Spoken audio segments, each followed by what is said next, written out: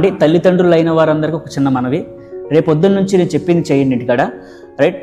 మీ పిల్లలకి ప్రార్థన చెయ్యండి అని చెప్పొద్దు, ప్రార్థనకి వెళ్ళండి అని చెప్పొద్దు, రైట్? బైబిల్ చదవండిరా అని చెప్పొద్దు, మందిరంలోకి వెళ్ళి సేవ చేయండి అని చెప్పొద్దు.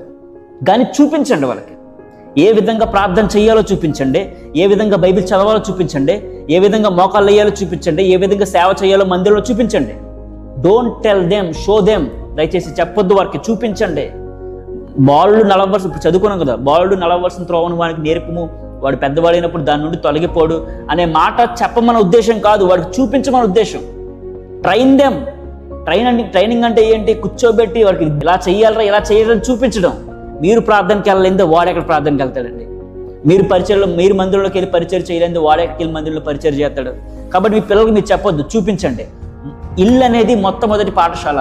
సండే స్కూల్ కాదు, మందిరం కాదు, స్కూల్ కాదు, ఇల్లే మొట్టమొదటి పాఠశాల. కాబట్టి తల్లిదండ్రులు ఏ విధంగా మనం ఒక మాదిరిగా ఉంటున్నామో మన పిల్లలకి ఒకసారి మనం గమనించుకుంటే చాలా మంచిది. చెప్పొద్దు, చూపించండి.